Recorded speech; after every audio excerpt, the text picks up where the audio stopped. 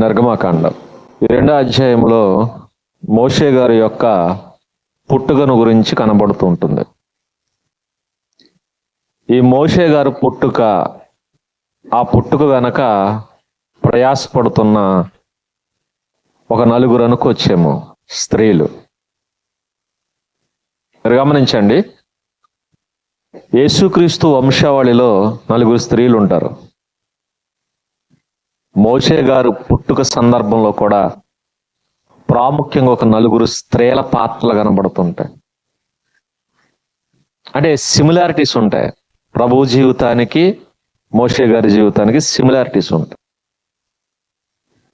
ఎందుకంటే మోషే లాంటి ప్రవక్త ఆయన కూడా.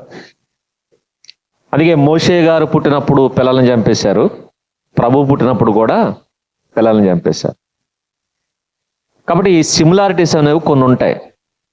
వాటిని గమనిస్తూ ఆ అధ్యాయం నుంచి కొన్ని పాఠాలు మనం నేర్చుకోవడానికి సిద్ధపడదాం. ఒక మహానాయకుడు పుట్టబోతున్నాడు.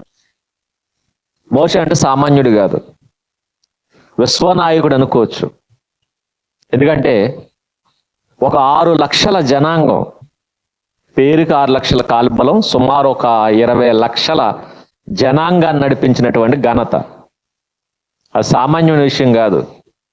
ఆయన గొప్పతనం ఎవరిని అడిగితే తెలుస్తుందంటే పాస్టర్ని అడిగితే చెప్పేస్తారు. అది ఏ పాస్టర్ గారు నోటి వెంట విన్నా మోషే గారి గురించి ఒక మాట అంటారు. మహానుభావుడు ఎలా నడిపించాడో 100 మందికే చచ్చిపోతున్నాం, 50 మందినే నడిపించలేకపోతున్నాం, కనీసం 20 మందిని 10 మందిని కూడా తట్టుకోలేకపోతున్నాం అని గోల పెట్టేస్తున్నారు. కానీ 20 లక్షల మందిని పైగా ఎక్కడ మళ్ళీ పైకి మీ ఇళ్ల దగ్గర నుంచి మందిరానికి నడిపించలేక చచ్చిపోతున్నారు సేవకులు. ఇళ్ల దగ్గర నుంచి మందిరానికి రప్పించలేకపోతున్నారు. అలాంటిది అరణ్యంలో నడిపించేటట. వాళ్ళ ఎన్నేళ్ళు? 40 ఏళ్ళు. అంటే ఎలాంటి నాయకుడు మీరు గమనించండి. ఒక ఉన్నతమైన నాయకుడు పుట్టబోతున్నాడు. పరిస్థితులు ఎలా ఉన్నాయి? పరిస్థితులు ఎలా ఉన్నాయంటే అప్పటి వరకు రాజు బాగానే ఉన్నాడు, రాజ్యము బాగానే ఉంది, ఆజ్ఞలు కూడా బాగానే ఉన్నాయి. మోషే గారు ఎప్పుడైతే పుట్టబోతున్నాడో కొన్ని ఆజ్ఞలు వచ్చేసినాయట. ఏంటి ఆజ్ఞలు? అమ్మాయి అయితే బతకనివ్వండి, అబ్బాయి అయితే చంపండి. ఇదేంటండి?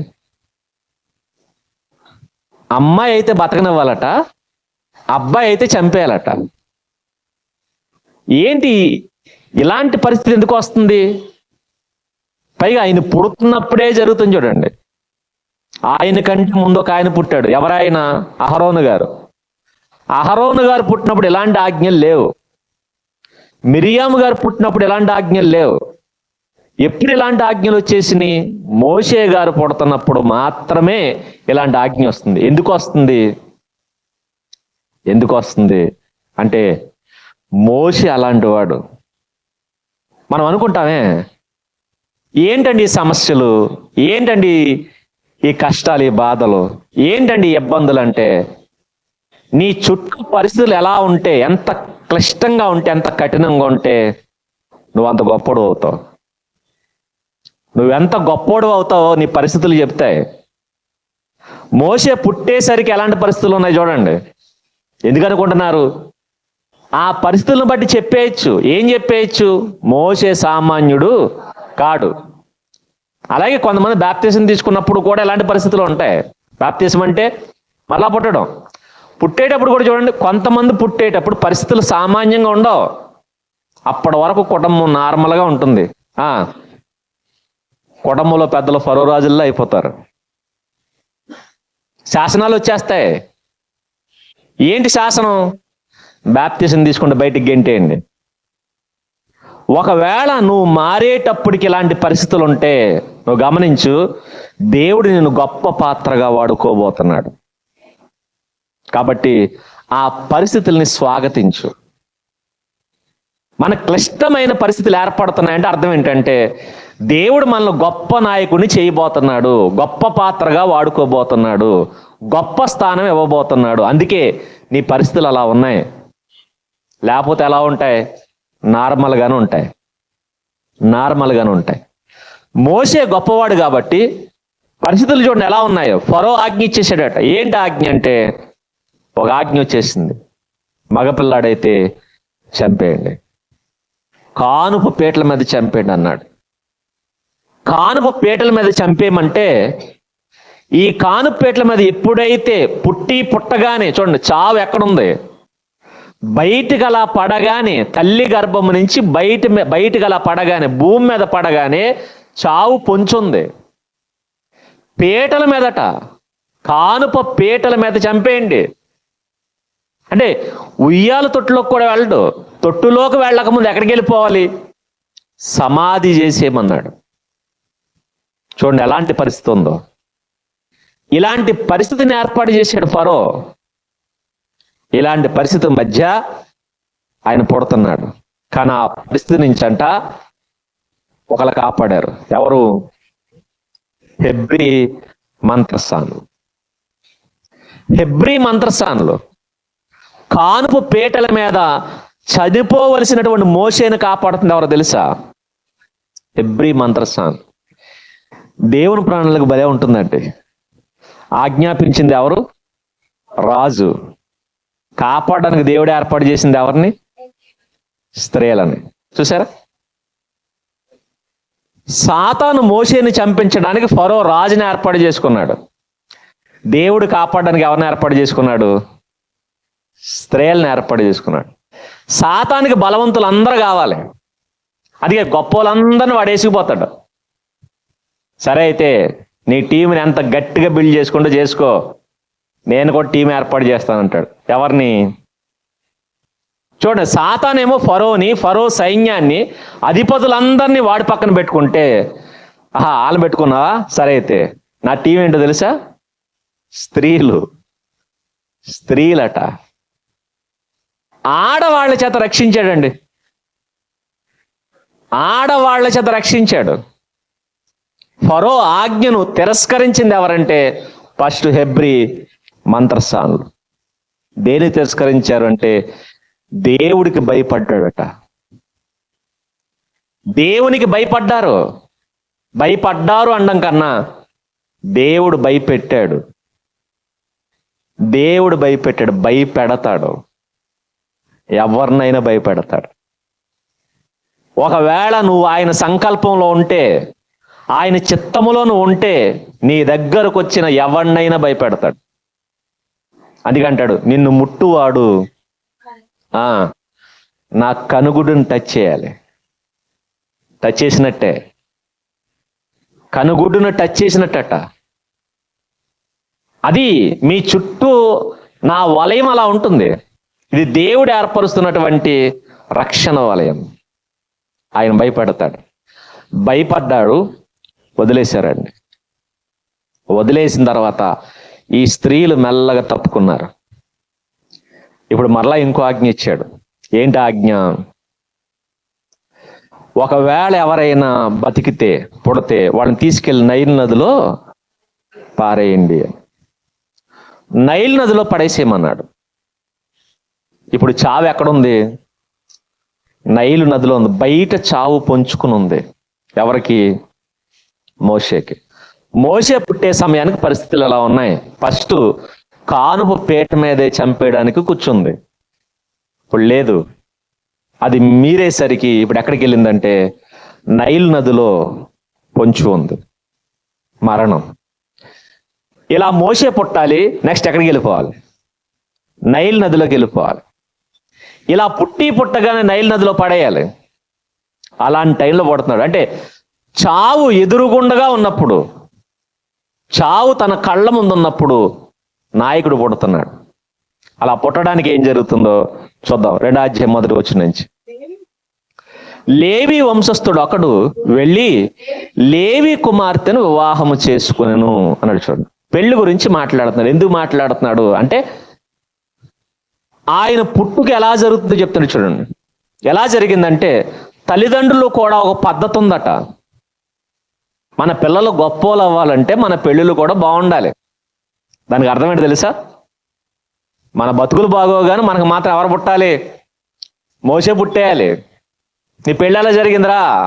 ఈటి చివరం జరిగింది, చెట్టు కింద జరిగింది, ఆటోలో జరిగింది, మధ్యకాలంలో ఆవిడ ఆటోలు కట్టేసేటట్టు తాళి, కంగారు, ఎక్కడ పడితే అక్కడ జరిగిపోతున్నాయి.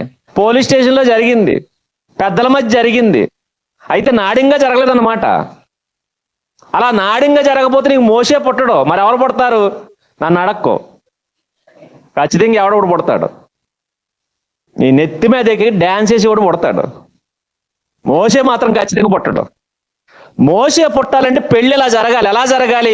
ఒక ప్రాసెస్ ఉంది. ఏంటి ఆ ప్రాసెస్ అంటే, లేవి వంశస్థుడు లేవి కుమార్తెను వివాహం చేసుకున్నాడు. నెక్స్ట్ నీ పెళ్లి కూడా జరగాలంటే విశ్వాసి వెళ్ళి ఎవరిని చేసుకోవాలి? నేను ఇంకో వంశాన్ని ఉద్ధరిస్తానని చెప్పుకో. ఒక ఆయనకి ఎలాగే చెప్పాం, పెళ్లి చేసుకుంటానంటే చక్కగా విశ్వాసం చేసుకుంటే ఆయన అన్నాడు, అదేంటని బయట వాళ్ళని చేసుకుంటే ఆ కుటుంబాన్ని కూడా కాపాడొచ్చు కదా అన్నాడు. గాడ్ బ్లెస్ యూ, వెళ్ళు అన్నాం. ఇప్పుడు ఆవిడని కాపాడలేదు, ఈయనే కాపాడడానికి ఎవడో లేక దిక్కుతోచ చూస్తున్నాడు. అలా ఉంటది. వినరు, చెప్పిన మాట అసలు వినరు. విన్నవాడు ఏం చేయాలి? ఇంక ఎక్కువ చెప్పకూడదు, వదిలేయడమే. నేను వెళ్తానంటే వెళ్ళు, అది సింహం బోన్రా అని చెప్పాం. నేను వెళ్తాను అన్నాడు, వెళ్ళు. కూరలు పీకేస్తానన్నావు, జళ్ళు అల్లేస్తానన్నావు, జూలు కింద ఉంచనన్నావు, వెళ్ళు. ఏమైంది? ఏం లేదు, సైలెంట్గా కూర్చున్నాడు. ఇప్పుడు కదిపామనుకోండి, ఇప్పుడు కళ్ళంట కటకటా కారిపోతాయి నీళ్లు. ఇలా ఉంటది. అందుకే విశ్వాసి ఎవరిని చేసుకోవాలి? విశ్వాసి. అది మనకు అర్థం కావడం కోసం ఆ ప్రాసెస్ చెప్తున్నాడు చూడండి. లేవి వంశస్థుడు లేవి కుమార్తెను వివాహము చేసుకున్నాడు. దేవుని కుమారుడు దేవుని కుమార్తెను వివాహము చేసుకోవాలి. అప్పుడే గొప్ప గొప్ప విశ్వాసులు పుడతారు విశ్వాసులకి. కాబట్టి మన వివాహ జీవితం ఎలా ఉండాలి? ఫస్ట్ కొనగా చెప్తాడు చూడండి. వీళ్ళు ఎలా ఉంటే ఇప్పుడు ఏం జరుగుతుందట, ఆ స్త్రీ గర్భవతి అయి కుమారుని కని వాడు సుందరుడయుండుట చూచి అని రాయబడించాడు. బయట ఆజ్ఞలు ఉన్నాయి. ఏంటి ఆజ్ఞలు అంటే, కొడుకు పుడితే చంపేయాలి. ఒకవేళ ఆ టైంలో మోసే తల్లి గారు ప్రార్థన చేసి ఉంటుంది. ఏమని? ఏం చేస్తారు చెప్పండి. నాకు కొడుకొద్దు, ఆడపిల్ల పుడితే బాగుండు, అంతే కదా. ఆల్రెడీ కొడుకున్నాడు అహరోను. ఇప్పుడు ఎలాగూ గర్భవతి అయింది కాబట్టి, కొడుకు పుడితే ఎలాగూ చంపేస్తారు కాబట్టి ఏం ప్రార్థన చేస్తారు చెప్పండి. ప్రభువా, నువ్వు మగపిల్లోని ఇస్తే వాళ్ళు చంపేస్తారు కాబట్టి నాకు కడుపు కోత ఉండకూడదంటే, గర్భశోకం మిగలకూడదంటే ఏ బిడ్డని అని ప్రార్థన చేసి ఉంటుంది. అవునా? అంతే కదా. ఇలాంటి ఆజ్ఞ మనకే ఉందనుకుందాం పెళ్ళి అయితే ఆయనకి. అలాంటి టైంలో మీరే పిల్లల్ని కనాలంటే ఏం ప్రార్థన చేస్తారు? అదే చేస్తాం, ఆడపిల్లని. కానీ ఆవిడ ప్రార్థన దేవుడు అనలేదు. ఏం చేశాడు? మగబిడ్డనిచ్చాడట. ఆ మగబిడ్డ పుట్టేసరికి పరిస్థితులు అలా ఉన్నాయి కదా. సరే, పరిస్థితులు ఇలా ఉన్నాయి కాబట్టి ఏం చేద్దాం? బయట పారేసేద్దామా? ఫరోకు అప్పగించేద్దామా? చంపేద్దామా? ఇలాంటి ఆలోచనలు మైండ్లో తిరుగుతున్నప్పుడు మోసే ఆవిడ కంటికి కనబడుతున్నాడట. ఎలా? చూడండి, విశ్వాసానికి నాంది ఏంటి తెలుసా? మోసే తల్లి గారు మోసేని చూసేసరికి మోసే ఎలా కనబడుతున్నాడు? సుందరుడు అని రాయబడి చూడండి. మోసే ఎలా ఉన్నాడు? సుందరుడు. ఇంకో మాట, ఇదే మాటని హెబ్రీ గ్రంథకర్త వివరిస్తూ చెప్పుకొచ్చాడు. మోసే ఎలా ఉన్నాడు తెలుసా? దివ్య సుందరుడయుండుట చూచి. హెబ్రీ గ్రంథకర్త అపోస్తలుల కార్యాల్లో 2 చోట్ల కూడా వివరిస్తుంటాడు. మోసే గారు ఎలా ఉన్నాడు? దివ్య సుందరుడు. ఇక్కడ సుందరుడు అన్నాడు. దీని ఎక్స్ప్లెనేషన్ ఏంటంటే దివ్య సుందరుడు. దివ్య సుందరుడు అంటే, దివ్య అంటే పైనున్నటువంటి వాడు. ఇది పరలోకము నుంచి దిగొచ్చినట్టుగా కనపడ్డాడట. చూడండి, దివి నుండి భూమికి అంటారు కదా. అంటే మోసే నేల మీద ఉండాల్సినోడు కాదు. మోసే లేదో స్పెషల్ ఉందనిపించిందట వాళ్ళ తల్లి గారికి. కన్న బిడ్డలో ఒక స్పెషాలిటీ చూసింది. ఏంటి ఆ స్పెషాలిటీ? మోషే సామాన్యుడు కాదు, మోషేలో ఏదో స్పెషాలిటీ ఉంది. దాని గురించి ఆ హీబ్రూ ఈ పండితులు ఎవరైతే ఉంటారో, ఆ రబ్బీస్, ఈ యోధ రబ్బీస్ అందరూ వీటి గురించి కొన్ని కామెంటరీస్ చేశారు. ఏంటా కామెంటరీస్ అంటే, మోషే గారు అందరిలా లేడట, స్పెషల్ అట. వాళ్ళు వర్ణిస్తూ చెప్పిన మాట ఏంటంటే, మోషే గారు పుట్టినరోజే నడిచేశాడట. మోషే గారు పుట్టినరోజునే నడిచేశాడు, లేదా పుట్టిన 2వ రోజునే నడిచేశాడు అని చెప్తారు. నడక రావడానికి ఎన్ని రోజులు పడుతుంది? సంవత్సరం. వాళ్ళు చెప్తూ అది నిజమా అబద్ధం మనకు తెలీదు, కానీ ఆయనలో ఏదో స్పెషాలిటీ ఉంది అని మాట్లాడారు. ఏదో స్పెషాలిటీ ఉంది. ఏంటి ఆ స్పెషాలిటీ? ఆయన పుట్టినరోజున నడిచాడో తర్వాత నడిచాడు తెలియదు, కానీ ఆయనలో ఖచ్చితంగా ఒక స్పెషాలిటీ ఉంది. ఎందుకు ఆ మాట చెప్తున్నానంటే, దివ్య సుందరుడు అన్న మాట మన బైబిల్లో ఉంది కదా. దివ్య సుందరుడు అని ఎందుకు ఆ మాట మాట్లాడుతున్నారంటే, మోషే గారి ముఖం ప్రకాశించిందట. ఏం చేసింది? ప్రకాశించడం. ఈ మాట మనం ఎలా చెప్తామంటే, నిర్గమాకాండ 34 అధ్యాయంలో మోషే గారు పలకలు తీసుకుని వస్తుంటారు. మోషే గారు పలకలు తీసుకుని సీనాయి కొండ మంచి కిందకి దిగాడు. ఆయన ఆజ్ఞలు కలిగిన పలకలు. 29 అనుకోండి, చూడండి, 29 అనుకోండి. మోషే సీనాయి కొండ దిగుచుండగా శాసనములు కలిగిన ఆ 2 పలకలు మోషే గారి చేతిలో ఉన్నాయి. అతడు ఆ కొండ దిగుచుండగా మాట్లాడుచున్నప్పుడు తన ముఖ చర్మము ప్రకాశిస్తున్నాడు. చూడండి, ఏం చేస్తుంది? ఆయన ముఖం అట ప్రకాశిస్తుందట, చర్మం ప్రకాశిస్తుందట. అంటే ఫేసు ఎలా కనబడ్డదంటే తేజోమయుడిగా కనబడ్డాడు. ముఖ ప్రకాశం వెలిగిపోతుందట. ముఖం వెలిగిపోతుందట. ఎవరిది? మోషే గారికి ఈ కళ ఉంది. ఆయన ముఖం వెలిగిపోతుంది. మేబీ సీనాయి కొండ మీద నుంచి దిగుతున్నప్పుడు వెలుగుంది, పుట్టినప్పుడు కూడా ఎలా ఉంటుంది? ఆయన ముఖం వెలిగిపోయి ఉంటుందండి. ఆ ముఖ ప్రకాశం చూసి ఊళ్ళో ఒక ఆలోచన పుట్టింది. ఈ పుట్టినవాడు సామాన్యుడు కాడు, సంథింగ్ స్పెషల్. ఇప్పుడు మరలా ఇంత క్లిష్ట పరిస్థితుల్లో నాకు వద్దన్న ఒక కొడుకు పుట్టాడు. పుట్టినోడు సామాన్యంగా లేడు, మళ్ళీ ఎలా ఉన్నాడు? దివ్య సుందరుడుగా ఉన్నాడంటే పుట్టిన వీడు సామాన్యుడు కాడు అని ఫస్ట్ ఆలోచించింది. ఎగ్జాక్ట్గా మనమే అక్కడ ఉంటే ఏం చేస్తాం చెప్పండి? ఆ కాలంలో మనం వెళ్ళిపోదాం, ట్రైన్ ట్రావెల్ చేద్దాం, ఏం చేస్తారో తెలియదు కానీ వెళ్దాం. అక్కడే మనం ఉన్నాం. మనకే మోషే పుట్టాడు అనుకోండి, ఏం చేస్తారు మీరు? ఏం చేస్తారు? ఫస్ట్ దేవుణ్ణి నానా తిట్లు తిడతాం. వద్దానికి ఇచ్చాడు, ఆవిడ తిట్టలేదండి. దేవుని సంకల్పాన్ని అర్థం చేసుకో. ఇలాంటి టైంలో కూడా పుట్టాడు, పైగా వీడు సామాన్యుడు కాడు. ఇప్పుడు ఏం చేయాలి? రిస్క్ చేయాలి. ఏంటా రిస్క్? ఇతన్ని నేను కాపాడాలి. ఎవరు కాపాడాలి? మోషే గారిని ఎవరు కాపాడాలి? తల్లే కాపాడాలి. ఎవరి చేతి నుంచి కాపాడాలి? ఫరో చేతి నుంచి కాపాడాలి. ఫరో కంటబడకుండా కాపాడాలి. చూడండి, ఒక తల్లిగా తన బాధ్యత ఎలా నెరవేరుతుందో. మోషేలా కళ చూడగానే ఆవిడ కనిపించింది ఏంటంటే, వీడు సామాన్యుడు కాదు, వీడు దేవుని కోసం పుట్టుంటాడు, దేవుడు ప్రత్యేకించి నాకు ఇచ్చాడు అని ఇప్పుడు తెగించి నిలబడుతుంది. ఎవరికి? ఫరోకి ఎదురు నిలబడుతుంది. శాసనం ఏంటి? చంపేయాలి. మేబీ ఇలా దాస్తుంది కదా, ఇప్పుడు దాచిపెట్టడానికి నిర్ణయం తీసుకుంది. ఒకవేళ ఈ సంగతి ఫరోకు తెలిస్తే ఇదేమవుద్ది? రాజాజ్ఞను తిరస్కరించి రాజు మాట లక్ష్య పెట్టకపోతే రాజుకి ఏమొస్తుంది? కోపం వస్తుంది. ఆ కోపానికి వాడు ఏం చేస్తాడు?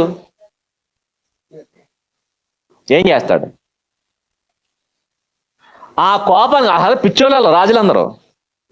ఒక్కడు మంచోడు రాజు అవడు, పిచ్చోళ్ళే రాజులు అవుతారు. ఆ పిచ్చోడు, ఎందుకంటే పిచ్చోడే పరిపాలన చేశారు మ్యాక్సిమం రాజులుగా. అలాంటి పిచ్చోడు ఈ నిజం తెలిస్తే ఏం చేస్తాడు? చంపేస్తాడు. ఎవరిని చంపుతాడు? మోషేను ఒక్కడిని చంపడు. ఒకవేళ ఆజ్ఞ పాటిస్తే మోషే ఒక్కడే. ఆజ్ఞ పాటించకుండా ఫరోను గనక మోసం చేశారన్న సంగతి తెలిస్తే చావు ఎక్కడి నుంచి ఎక్కడికి వస్తుంది? మోషే దగ్గర నుంచి నెక్స్ట్ అహరోన్ దగ్గరకు వస్తుంది. తేడా వస్తే అహరోను కూడా చంపేస్తారు. పోనీలే అని అహరోను వదిలేస్తే, ఇప్పుడు పుట్టిన కొడుకుని చంపమంటే చంపకుండా ఏం చేసావు? దాచిపెడతావా? నీకు ఈ కొడుకే కాదు ఆ కొడుకు కూడా ఉండని చంపేస్తాడా? చంపడా? చంపేస్తాడు. నెక్స్ట్ నీకు ఇంకా నువ్వు ఇలాగే ఉన్నావు అని చెప్పి మిరియామును కూడా చంపేయచ్చు, ఇంకా భర్తను చంపేయచ్చు, చివరికి ఆవును కూడా చంపేయచ్చు. ఇప్పుడు ఒకవేళ రాజాజ్ఞను పాటిస్తే ఒక చావే, పాటించకపోతే రిస్క్ ఎంత ఉంది? ఎంత ఉంది? ఇప్పుడు ఏది ఆ చాయిస్ తీసుకోవాలంటే ఏ చాయిస్ తీసుకుంటాం మనం? పోతే పోయాడు మోషే అని వదిలేస్తామా? పోన్లే ఇంకొకటి ఉన్నాడుగా, పోనీ ఎవరో లేరనుకోండి, అహరోన్ లేడు, మిరియాము లేదు, అప్పుడే పుట్టాడంటే రిస్క్ చేసిందంటే అనుకోవచ్చు. ఆల్రెడీ 2 పిల్లలు ఉన్నారు. 2 పిల్లలు ఉన్నప్పుడు రిస్క్ చేయడం అవసరమా? అవసరం లేదు కదా. అయినా రిస్క్ చేస్తుందంటే చూడండి, అయినా రిస్క్ చేస్తుంది. రిస్క్ చేసి ఏం చేస్తుంది? ఎలాగైనా సరే కాపాడాలి. చావు ఎక్కడ దాకా వెళ్తుందో ఆలోచించలేదండి. ఫస్ట్ ఫిక్స్ అయిపోయిందంటే ఇతడు సామాన్యుడు కాడు,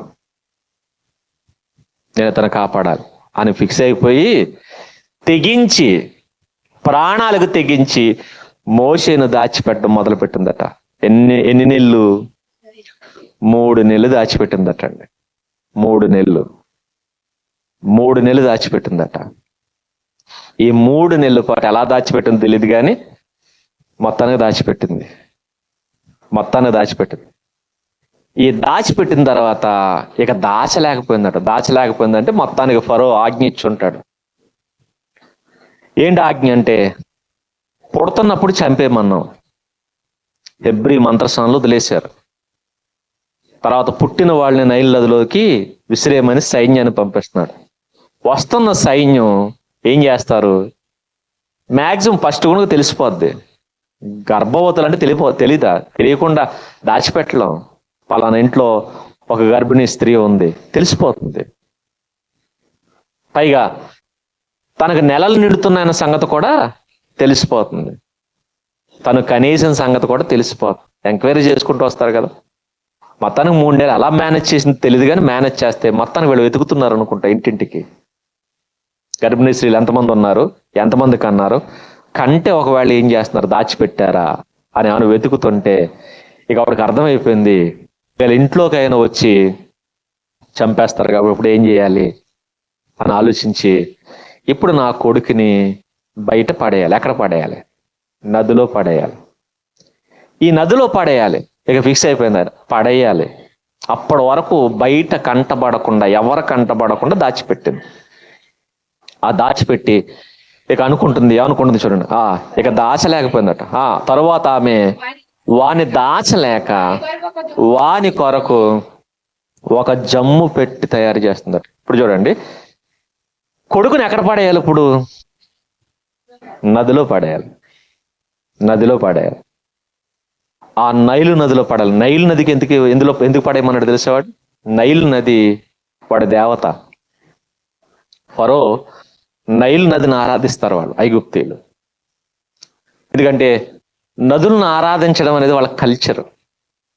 వాళ్ళ ఖర్చులే కాదు, చాలా మందికి ఇదే కల్చర్. నదులను ఆరాధిస్తారు. దానివల్లే మేము బతుకుతున్నాం. ఆ నైలు నది వల్లే పంటలు పండుతున్నాయి. ఆ నైలు నది వల్లే మాకు చేపలు దొరుకుతున్నాయి. ఈ నది వల్లే మేము బతుకుతున్నామని నదిని వాళ్ళ దేవతగా భావించి ఇప్పుడు పిల్లలను దాంట్లో ఎందుకు పడేమన్నాడు తెలుసా? నదులకి వెళ్ళి ఏమిస్తారు? దేవతలకి ఏమర్పిస్తారు? బలులు. ఇప్పుడు వీడి ఫీలింగ్ ఏంటనుకుంటున్నారు? ఈ పుట్టిన పిల్లలందరినీ తీసుకెళ్లి నైలు నదిలో పడేసేస్తే ఆ నైలు దేవత ఎవరైతే ఉన్నారో ఆ దేవత వీళ్ళని తీసుకుని మమ్మల్ని సుభిక్షంగా కాపాడుతుంది. ఒకే దెబ్బకు రెండు పెట్లు అంటారా, ఆ టైప్ అనమాట. ఒకటి, ఇశ్రాయేలు మీద ఇలా సంతానం పెరగకుండాను చూడొచ్చు. రెండవది, నైలు దేవతని ఏం చేయొచ్చు, శాంతపరచవచ్చు. ఈ రెండు విషయాల మీద వాడు చేసిన ఎత్తుగడిది. ఓ పక్క దేవతను శాంతపరుస్తున్నాను, ఇంకో పక్క శత్రువు పెరగకుండా చూసుకుంటున్నానని చెప్పి నైల్ నదిలో పడేయమన్నాడు. ఇప్పుడు నైల్ నదిలో వేసేయాలి, నైల్ నదిలో వేసేయాలి. ఈ నైల్ నదిలో వేయాలి కాబట్టి ఇప్పుడు మరలా తల్లిగా తను తీసుకున్న జాగ్రత్త చూడండి. ఏం తీసుకుంటుంది, ఒక జమ్ము పెట్టి తీసుకుందట. చూడండి, ఈ నైల్ నదిలో వెయ్యాలి కాబట్టి ఆ నైల్ నదిలో తన కుమారుడు బతకాలి, తన కుమారుడు బతకాలి. అంటే నదిలోనే పడేయాలి. పడవేయబడిన కుమారుడు మాత్రం మునిగిపోకూడదు. మునిగిపోకూడదంటే కాపాడే ఒక పెట్టి తయారు చేస్తుందట. ఆ పెట్టు లోపలికి నీళ్లు రాకూడదు. దానికోసం ఏం చేసింది, జిగటమన్ను కీలు పూసిందట. పూసి అప్పుడు మోషేని పెడుతుందట. ఇప్పుడు మీరు ఆలోచించండి, సేమ్ టు సేమ్ మనం కూడా పిల్లల్ని కంటాం. కొన్ని రోజులు దాచిపెడతాం, కొన్ని రోజులు దాచిపెడతాం. ఖచ్చితంగా ప్రతి తండ్రికి తల్లికి ఒక ఆలోచన ఉంటుంది, ఏంటంటే నా కొడుకు అందరిలా ఉండకూడదు. ఇంకా చెప్పాలంటే నా కొడుకు అందరిలా అంటోడు కాదు. మోషే గారు తల్లికి ఎలాంటి ఫీలింగ్ ఉంటుందో మనకి. ఆవిడ కొడుకు ఆవిడ కంటికి ఎలా కనబడుతున్నాడు, దివ్య సుందరుడు. మన పిల్లలు మన కంటికి ఎలా కనబడతారు, ఏదో ఖచ్చితంగా మనకు ఎలా కనపడతారు, కాకి పిల్ల కాకి ముద్ద. రైట్. ఫస్ట్ మన ఫీలింగ్ కూడా ఏమంటుంది తెలుసా, లోక మాలిన్యం వీడికి అంటకూడదు. ఫిక్స్ అయిపోతాం గట్టిగా. అందుకనే ఏది మ్యాక్సిమం కొంతమంది అయితే వదిలేసారులేండి. ఇలాంటి తల్లు చాలా అరుదుగా ఉన్నారు. కొంతమంది ఏంటంటే మా పిల్లలకి లోక మాలిన్యం అంటకూడదు అని వీడు బూతులు మాట్లాడకూడదు, చెడు సహవాసాలు చేయకూడదు అని బయటికి పంపించరు. ఎక్కడ ఉంచుతారు, ఇంట్లోనే ఉంచుతారు. ఎంతకాలం 3 నెలలు మోషే గారు తల్లి దాచింది, మనం 3 ఏళ్ళు మనం దాస్తాం. 3 ఏళ్ల తర్వాత ఏం చేయాలి, 3 నెలల తర్వాత ఆవిడ నైల్ నదిలో పడేస్తుంది. నెక్స్ట్ 3 ఏళ్ల తర్వాత మనం ఎక్కడ వేయాలి, స్కూల్లో ఏం నేర్పుతారు, పాఠాలే కాదు అన్నీ నేర్పుతారు. డాన్సులు నేర్పుతారు, ఫైట్లు నేర్పుతారు. మధ్యకాలం అవి కూడా ఉన్నాయి, మరి అవన కొట్టడానికో ఇవి నేర్పుతారు, అన్నీ నేర్పుతారు. మంచిది, ఇవి నేర్పుతున్నారు. ఇవే కాదు, వీళ్ళ చుట్టూ చేరతారు చూస్తారు స్నేహితులు, వీళ్ళే నేర్పుతారు. భయంకరమైన మాటలు నేర్పుతారు, భయంకరమైన అలవాట్లు నేర్పుతారు. అందుకే మన ఇంటి దగ్గర ఉన్నప్పుడు ఒకలా ఉంటారు, స్కూల్కి వెళ్ళి వచ్చిన తర్వాత వీళ్ళందరూ పండితులు అయిపోతారు, పెద్ద పండితులు అయిపోతారు. ఇప్పుడు అలా అని చెప్పి స్కూల్లో మానేయాలా, ఖచ్చితంగా వేయాలి. ఎందుకంటే మనం ఇంట్లో పెట్టుకోవడానికి లేదు, ఖచ్చితంగా తీసుకెళ్ళి 3 ఏళ్ల తర్వాత వెయ్యాల్సిందే. 3 ఏళ్ళకి వేస్తావు, 6 ఏళ్ళకి వేస్తావు, వెయ్యాలి. ఒకవేళ 6 ఏళ్ళకి వేయకపోయినా నేను స్కూల్కే పంపనన్నా కనీసం మనం వీధిలో కన్నా పంపాలి కదా. బయటికి వెళ్తే వీళ్ళు ఏమవుతారు, ఖచ్చితంగా పాడైపోయే అవకాశం ఉంది. ఆ రోజు నైలు నది ఈ రోజు ఈ లోకమంతా ఈ లోకంలో ఉన్న చెడంతా మనిషిని మింగేయడానికి రెడీగా ఉంది. ఇంకా చెప్పాలంటే నైలు వాళ్ళ దేవత. నైలు అనే దేవత మోషే కోసం బయట కాసు కూర్చుంది. మరి ఈరోజు ఈ యుగ సంబంధమైన దేవత బయట కాసు కూర్చుంది. ఎవరిని మింగేయడానికి, మన పిల్లల్ని మింగేయడానికి. ఈ సంగతి మీకు తెలుసా, మోషే గారి తల్లికి తెలుసు. బయట ఏముంది, బయట చావు ఉంది. మనకు కూడా తెలుసా బయట చావు ఉంది. ఏ చావు, వాడు ఆత్మీయంగా ఫస్ట్ చచ్చిపోతాడు. శారీరకంగా బతుకున్నారేమో, నేడు చాలా మంది పిల్లలు శారీరకంగా బతుకున్నారు, ఆత్మీయంగా చాలా మంది చచ్చిపోయారు. చాలా మంది వాళ్ళ క్రియలు కావచ్చు, వాళ్ళ మాటలు కావచ్చు, వాళ్ళ పనులు కావచ్చు, భయంకరంగా ఉన్నాయి. సేవకుల పిల్లలే సరిగా లేరు. నాన్నగారు సేవ చేస్తారు, పిల్లలు మాత్రం నాన్నగారు సేవ చేసిందంతా షేవ్ చేస్తారు. బయటికి వెళ్ళి ఏం చేస్తున్నారు? ఏదేదో చేస్తున్నారు. ఒక చోట నాకు వినబడిన మాట ఏంటంటే, పాస్టర్ గారేమో సేవ చేస్తుంటే వాళ్ళ పిల్లలు మాత్రం గంజాయి అమ్ముతున్నారట, డ్రగ్స్ అమ్ముతున్నారట. ఎవరు వీళ్ళు? సేవకుల పిల్లలు డ్రగ్స్ కేసులో దొరికేసిన వాళ్ళు ఉన్నారు. ఏం చేస్తున్నారు? ఆయన వీళ్ళని పట్టించుకోలేదు. బయట అంత ప్రమాదం ఉంది, ఇప్పుడు వీళ్ళని కాపాడాలి. ఇలా కాపాడడానికి మనం ఏం చేస్తున్నాం? మోషే గారు తల్లి గారు చేస్తున్న పని చూడండి, జాగ్రత్త చూడండి. మోషే గారిని కాపాడడానికి నా కొడుకు సామాన్యుడు కాదు, దేవుడు ఏర్పరచుకున్నవాడని విశ్వసించిన ఆ తల్లి నా కొడుకు వేళలా అయిపోకూడదని ఎంత జాగ్రత్త తీసుకుంటూ చూడండి. ఏం చేస్తుంది? నా కొడుకు నైల్ నదిలో పడేయాలంటే నైలు నది నుంచి కాపాడేదేంటి అని ఆలోచించి ఏం కాపాడుతుంది? జమ్ము పెట్టి, ఇంకా చెప్పాలంటే ఒక చిన్న సైజు ఓడ లాంటిది కట్టింది. అంతే కదా, జమ్ముతో ఓడను కట్టింది. అంతే కదా. జగటమ్మను కీలు దేనికి పోస్తారు? వాడకే పోస్తారు. చిన్న సైజు వాడ చేసిందండి తన కొడుకు కోసం వాడ చేసి వాడలో పెట్టి అప్పుడు పెట్టింది నీటిలో. మరి మనం జబ్బిచ్చుకి నిడిచిపోతారు. నడు అని. ఎందుకు? హెడేకు. వేసవి కాలం సెలవులు 4 రోజులు ఇస్తాను, చాలా మందికి తలకాయ పోటు వచ్చేస్తుంది. సెలవులు లేకుండా చేస్తే బాగుండు అనుకుంటారు చాలా మంది తల్లిదండ్రులు. ఎందుకు? పిల్లలు ఇంటి దగ్గర ఉండడం అస్సలా 4 రోజులు ఇంటి దగ్గర ఉండేసరికి వెంటనే పంపించేయాలి. మనకి ఫ్రీడమ్ ఎక్కువైపోయింది, స్వేచ్ఛా వాయువులు ఎక్కువైపోయినాయి బాగా. ఎందుకంటే ఎవరు ఉండకూడదు. మరి ఎలా ఉండాలి? సింగిల్గా. దేవుడు అన్నాడు నరుడు ఒంటరిగా ఉండుట మంచి, కానీ మనకి ఒంటరిగా ఉండడమే మంచిది. అది మనకి జంటకు ఫోన్ ఉంటే చాలు. ఇంకేం చేస్తున్నారు? మైమరిచిపోండి. దేంతో? ఫోన్తో. ఇంకేం అక్కర్లా, పిల్లలు అక్కర్లా. ఒకప్పుడు సంకన వేసుకున్న పిల్లోని తడుముకునేవారండి. ఉన్నాడా? జారిపోతున్నాడా? మరి ఇప్పుడు ఫోన్ చూసుకున్న తెగ తడుముతున్నారండి. అసలు ఉందా? ఎక్కడన్నా పడిపోయిందా? ఎక్కడన్నా మర్చిపోయానా? వదిలేసానా? అందుకే మనకి పిల్లల కంటే ఏది ఎక్కువైపోయింది? ఫోనే. అది ఆ పిల్లలు ఏమైపోయినా పర్లేదు, మన ఫోన్ మాత్రం చాలా జాగ్రత్త చూసుకో. అందుకే దీనికి పౌచులట, నెక్స్ట్ స్క్రీన్ గార్డ్ అట, ఇంకా బోర్డన్ ఉన్నాయి, సెక్యూరిటీ లాకులట. ఇంత జాగ్రత్త తీసుకుంటారు చూడండి. దేనికి? ఫోన్ పాడవకూడదు, ఫోన్ దొంగడు ఎత్తుకుపోకూడదు. పిల్లలు ఏమైపోయినా పర్లేదు. ఇది మన జాగ్రత్త. మోషే గారు తల్లికున్న జాగ్రత్తని తెలుసా? మోషే నదిలో వేసిన నదిలో ఏమీ కాకూడదు. చూడండి, నదిలో పడేస్తుంది, నదిలో ఏం కాకూడదని నేను ఏం చేయాలి అని ఆలోచన చేసి బయట పడేయడానికి ముందు ఆవిడ తీసుకున్న నిర్ణయం ఏంటి తెలుసా? నైలు నదిలో బతుకుండడానికి నేను ఏం చేయాలని ఆలోచన చేసి ఓ పెట్టి చేసిందట. ఇప్పుడు చెప్పండి, మన పిల్లలను కూడా బయటకు పంపించాలి, పంపించకుండా ఉండలేము. గౌతమ్ బుద్ధుడి గురించి చెప్తుంటారు కదా, వాళ్ళ తల్లిదండ్రులు కూడా చాలా జాగ్రత్తగా పెంచారట, చావు అనేది తెలియకుండా. కానీ ఒక రోజు ఏం చేయాల్సి వచ్చింది?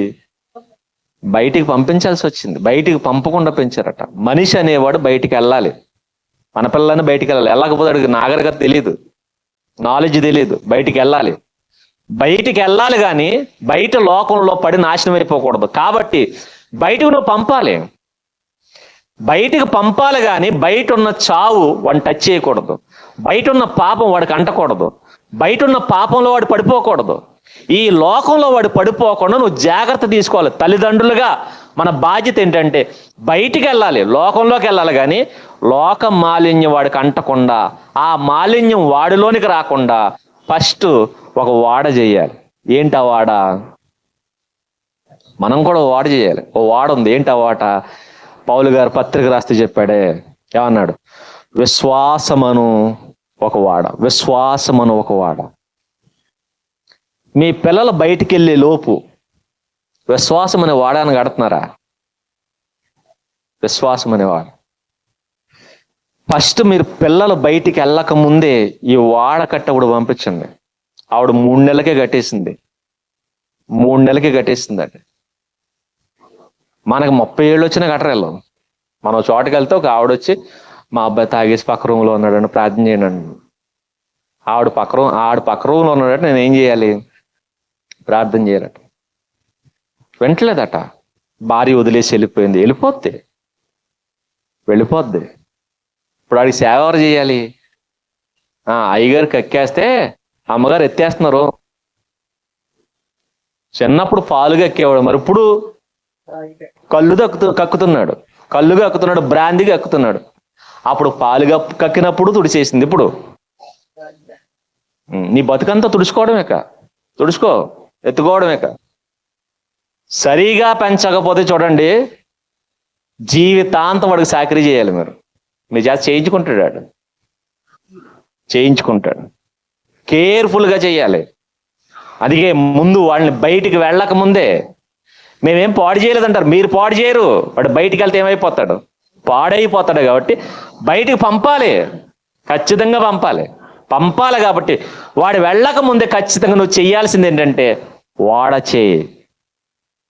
అదేంటదంటే విశ్వాసం. మీకు సంగతి తెలుసా?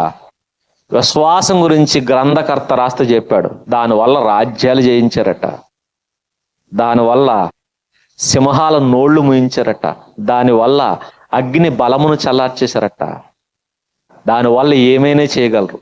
అద్భుతమైన వెపన్ ఏంటో తెలుసా అండి? విశ్వాసం అనే వెపన్ ఉంటే, ఏదో అస్త్రం అంటారు కదా, ఆ అస్త్రానికి తిరిగిలేదని. అన్ని అస్త్రాల కంటే అద్భుతమైన అస్త్రం ఏంటనుకుంటున్నారు? విశ్వాసం. ఆ విశ్వాసం అనే అస్త్రం నీ దగ్గర ఉంటే, ఆయుధం నీ దగ్గర ఉంటే, నిన్నెవ్వడు ఏమి చేయలేడు. ఆ విశ్వాసం అనే ఆయుధం పట్టుకుని బతికారు. మోషే గారికి కూడా ఓ చక్కటి వాడ చేస్తుంది. మన పిల్లలకు కూడా విశ్వాసం అనే వాడ చేసి భద్రం చేయాలి. అదుంటే చాలు వాడికి. ఇప్పుడు చూడండి, ఆ విశ్వాసం అనే వాడలో పెట్టి ఇప్పుడు నైల్ నదిలో పెట్టిందండి. అయిపోయిందా? అయిపోలా. నైల్ నదిలో పెట్టిన తర్వాత ఏం చేస్తుంది చూడండి. నెక్స్ట్, వానికి ఏమి సంభవించును తెలుసుకొనుటకు ఇప్పుడు ఇంకొక ఆవిడ రంగ ప్రవేశం చేసింది చూడండి. ఎవరు ఈవిడ? మిరియాము గారు. ఆవిడెవరు? ఏమవుతుంది ఆయనకి? అక్క. నెక్స్ట్ పాత్ర అవుతుందో తెలుసా? నెక్స్ట్ పాత్ర అక్కది. ఫస్ట్ పాత్ర తల్లిదైతే నెక్స్ట్ పాత్ర ఎవరిది? అక్కది. మన అక్కలో ఉంటారు ఇలా. ఎలాంటి అక్కలో ఉన్నా, అక్కలు కాదు నక్కలో. నిజంగా అద్భుతమైన అక్కండి ఆవిడ. ముందు పుట్టిన వాళ్ళు ఎలాగే ఉండాలి. నిజంగా గనక ఇలాంటి అక్క ఉంటే ఎవరు పాడైపోరు. మోషేలు అవుతారు, అందరూ మోషేలు అవుతారు. నా చిన్నప్పటి నుంచి ఓ ఫీలింగ్ ఉండేది, ఎందుకంటే నేనే ముందు పుట్టాను. నాకు కూడా ఒక అక్క ఉంటే బాగుండు అని. ఎందుకంటే అక్క చాలా జాగ్రత్తగా చూసుకుంటుంది. నాకు బయట ఒక ఆవిడ ఉండేదండి, అక్క అని పిలిచేవాడు. చాలా ప్రేమగా చూసుకునేది. ఆవిడ చూసినప్పుడు అలా అనిపించేది అనమాట, ఇంట్లోనే ఇలాంటి ఒక అక్క ఉంటే బాగుండు. లేదు, దేవుడు ముందే మనల్ని నెట్టాడు, మరి ఏం చేద్దాం? లేదు, అక్క ఉంటే భలే ఉంటుంది. ఇలాంటి అక్క ఉండాలంటే ముందు పుట్టిన వాళ్ళ పాత్ర చాలా గొప్పది. వెనక పుట్టిన వాళ్ళను చూడాలి. ఒక కంట కనిపెడుతూ ఉండాలి. అక్క గాని అన్న గాని ఎవరైనా సరే, నువ్వు పైన ఉన్నావా, నీ వెనక ఉన్నవాడిని ఒక కంట కనిపెడుతుండాలి. ఇది నేర్పించండి పిల్లలకి, పెద్దోళ్ళకి. ఇగో తమ్ముడిని చూస్తూ ఉండు, లేకపోతే చెల్లిని చూస్తూ ఉండు. ఏం చూస్తూ ఉండు? ఏం చేసినా చూస్తూ ఉండు కాదు, ఏమీ చేయకుండా చూస్తూ ఉండు, జాగ్రత్త అని చెప్పి. చూడండి, ఏం జరుగుతుందో చూడడానికి వెయిట్ చేస్తుందట. ఇప్పుడు చూడండి, ఫర్ ఎగ్జాంపుల్ నేడే ఒక అక్క ఉందనుకోండి, తమ్ముడు కంటే ముందు స్కూల్కి వెళ్తుంది, అవునా కదా? స్కూల్లో ఎలాంటి వాతావరణం ఉంటుందో ఫస్ట్ ఎవరికి తెలుస్తుంది? అక్కగా తెలుస్తుంది, లేదంటే అన్నకు తెలుస్తుంది, ముందెళ్ళాడు కాబట్టి. ఇప్పుడు అలాంటి వాతావరణంలోనికి తమ్ముడు వస్తున్నాడు, లేకపోతే చెల్లెలు వస్తుంది. ఫస్ట్ వెళ్ళినోడు ఏం చేస్తాడు? చూస్తాడు. అది మీకు ఈ అక్కల కన్నా అన్నలు మాత్రం చెల్లెల్ని చాలా జాగ్రత్త చూసుకుంటారు. చూస్తారా? కాలేజీకి వెళ్తుంది అనుకోండి, వీడు కేర్ఫుల్గా చూస్తుంటాడు. ఎందుకంటే మరి ఇటు తిరిగే బ్యాచ్ ఉండదు కదా, ఈ బ్యాచ్ని బట్టి ఇటు అంచనా వేస్తాడు అనమాట. అందుకే చెల్లిని, నువ్వు ఎక్కడెందుకు నుంచున్నావు, నువ్వు ఎక్కడెందుకు కూర్చున్నావు, నువ్వు ఎలా ఎందుకు వచ్చావు, ఈ ఆరాలు తీస్తుంటారు చూడండి కొంతమంది. మంచిది, తీయొచ్చు, కాకపోతే నువ్వు కూడా సరిగా ఉండు. నువ్వేం గాలేదలో రోడ్లో తిరిగి ఈవిడికి చెప్తే ఆవిడే వింటది. నువ్వు బాగుండి ఆవిడికి చెప్పావు, అప్పుడు ఇద్దరు ఏం చేస్తారు? మా అన్న మంచోడు కాబట్టి మా అన్న చెప్తున్నాడు అని చెప్పి వింటది. నువ్వే నీ ఇష్టానుసారంగా తిరుగుతున్నావు అనుకో, ఆవిడ చెప్తే చెప్పేవాళ్ళు వెళ్ళి అంటది. కాబట్టి ముందు మనం సరిగా ఉండి మన కింద ఉన్నవాడే చెప్పొచ్చు, చెయ్యాలి ఖచ్చితంగా. పెద్దలుగా మీ బాధ్యత ఏంటి తెలుసా? ముందు పుడితే మీ నెక్స్ట్ పుట్టిన వాళ్ళని ఒక కంట కనిపెట్టాలి. బయటకు వచ్చి ఏం చేస్తున్నారు, బయట ఎలా ఉంటున్నారు, బయట ఏం మాట్లాడుతున్నారు, ఎక్కడెక్కడ తిరుగుతున్నారు, ఎవరితో స్నేహం చేస్తున్నారు. అందుకే కొంతమంది వార్నింగ్ ఇస్తారు, వాళ్ళతో తిరగొద్దు. అక్కలు కావచ్చు, అన్నలు కావచ్చు, వాళ్ళు సరైన వాళ్ళు కాదు, వాళ్ళ మాటలు వినాలి. మిరియాము గారు వచ్చి చూస్తుందట, తల్లి నైల్ నదిలో వేసేసిన తర్వాత అక్క నిలబడి చూస్తుంది, ఏం జరుగుతుందో చూస్తుంది. చూడండి, ఏం జరుగుతుందో చూస్తుంది. అలా కనిపెడుతుందట, నా తమ్ముడికి ఏం జరుగుతుందో. చూడండి ఏమన్నాడు, పై వచ్చును వానికి ఏమి సంభవించునో తెలుసుకొనుటకు వానక్క దూరముగా నిలిచి ఉండెను అనుచుండు. దూరంగా నిలబడి చూస్తుందట, మా తమ్ముడికి ఏం జరుగుతుందో చూద్దాం. ఎంతసేపు చూస్తుంటది? పెట్టిన దగ్గర నుంచి మరలా మోషన్ ఇంటికి తీసుకొచ్చేంతవరకు చూస్తుందండి. అది ఎంతసేపు చూసింది చూడండి, చూస్తుందట. ఈలోగా ఇంకొక ఆవిడ ఎంటర్ అవుతుంది. ఎవరివిడ? ఫరో కుమార్తె. ఆవిడ స్నానం చేయడానికి వస్తుందటండి. నేను అడుగుతున్నా, స్నానం చేయడానికి ఆవిడకి ఇంట్లో వాష్రూమ్ లేదా? వాష్రూమ్ కాదు, రాజులు ఏం కట్టిస్తారు? పెద్ద పెద్ద కొలనులు కట్టిస్తారు, అవునా కాదా? పెద్ద పెద్ద కొలనులు ఉంటాయి, ఏమంటారు వాటిని? Swimming pools. ఇంట్లో స్విమ్మింగ్ పూల్ పెట్టుకుని ఈవిడ ఎక్కడికి వస్తుందట? నైల్ నదిలో. ఇంట్లో స్నానం మంచిదా, నైల్ నదిలో స్నానం మంచిదా? ఇంట్లో స్నానం సేఫ్టీయా, నైల్ నదిలో స్నానం సేఫ్టీయా? ఏది సేఫ్టీ? నైల్ నదిలో ప్రమాదం ఉంది, కొట్టుకుపోతే. రెండవది, నదులు ఏముంటాయి? ముసళ్ళు ఉంటాయి, పాములు ఉంటాయి. ఈ ప్రమాదం ఉంటే, కానీ ఆవిడ మాత్రం పోనీ ఇంట్లో ఏదంటే వచ్చిందంటే అనుకోవచ్చు. రాజకుమార్తెకి అన్ని వైభోగాలు ఉంటాయి, అన్ని విధాలుగా ఇంట్లో ఉంటే ఈవిడ మాత్రం అక్కడికే వస్తుందట. పైగా డైలీ వస్తుందా? లేదు, ఎలా వచ్చింది? ఎందుకు వచ్చింది? రప్పిస్తాడు దేవుడు. ఇవాళ ఇంట్లో చేయక స్నానం, బయటకు నడువని తీసుకొచ్చాడు. లేదంటే ఆ రోజు ట్యాప్ ఆగిపోయిందంటావా? అప్పుడు ట్యాపులు లేవు. ట్యాపులు లేకపోయినా బయటకు ఎందుకు వచ్చింది? తీసుకొస్తాడు ఆయన. దేవుడు ఎంత గొప్పడు చూడండి. శాసనం ఎక్కడి నుంచి వచ్చింది? ఆ కోట నుంచే వచ్చింది. రక్షణ ఎక్కడి నుంచి వస్తుంది? ఆ కోట నుంచే వస్తుంది, ఆ కోట నుంచి. ఇంకా శాసనం యొక్క లక్షణం ఏంటి తెలుసా? శాసనం ఏం చెప్పాడంటే, నైల్ నదిలో పడేయండి. కూతురు అక్కడికి వస్తుందట. ఎక్కడికి? నైల్ నదికే వస్తుంది. వాడు నైల్ నదిలో పడేయమన్నాడు, కూతురు నైల్ నదిలోనికి దేవుడు తీసుకొస్తున్నాడు. నడువు నైల్ నదికి. మీ నాన్న అందరినీ దాంట్లో పడేయమన్నాడు, ఈరోజు నువ్వేం చేయాలి? దాంట్లోనే స్నానం చేయాలి. తీసుకొస్తున్నాడు చూడండి, తీసుకొస్తున్నాడు. మనం అనుకుంటాం మన పని మనం చేస్తే పైన దేవుడు పని దేవుడు చేస్తాడు. ఇప్పుడు మీరు ఆలోచించండి, తల్లి చేసిన పని గొప్పదా, దేవుడు చేసిన పని గొప్పదా? దేవుడు చేసింది గొప్ప. తల్లి వాడే చేసింది, దేవుడు ఫరో కుమార్తెను తీసుకుని వచ్చాడు చూడండి, కూతురు నడిపించాడు. నడువు అక్కడికి. మన పని చిన్నదైతే దేవుడు ప్రమేయం చాలా గట్టిగా ఉంటుంది. అదే నీ పాత్ర నువ్వు చేయి, ఈ పెట్టి కాపాడుతుందా? ఈ నైల్ నదిలో ఇది ఉంటుందా? ఒకవేళ పెట్టిన ఎంత లెక్క వెళ్తాడు? ఏనా ఆవిడకి అనవసరం. ఆవిడ అనుకుంది ఏంటంటే నైల్ నదుల వరకు, నైల్ నదిలో మునిగిపోకుండా కాపాడే బాధ్యత నాది, కానీ తర్వాత రక్షించాల్సింది దేవుడే, ఆయన చూసుకుంటాడని ఏ నమ్మకంతో పెట్టిందో తెలియదు కానీ పెట్టేసిందండి. పెట్టేసి వదిలేసింది. అక్కొచ్చి చూస్తుంది, ఈవిడ వచ్చింది. ఈవిడ వస్తేనట నెక్స్ట్ ఫరో కుమార్తె స్నానము చేయుటకు పనికత్తులు ఏటి ఒడ్డున నడుచుండగా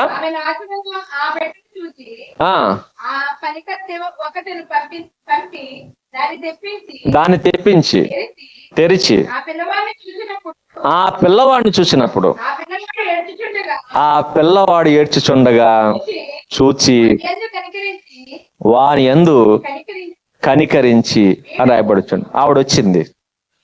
ఆవిడొచ్చేసరికి పెట్టి కనబడుతుంది. పెట్టి కనబడుతుంటేనట ఏం జరిగింది అంటే ఆ పెట్టిని రప్పించుకుందండి, చెలికత్తెలను పంపించి. తీసుకొచ్చేసరికి మోషే గారు ఏం చేస్తున్నారు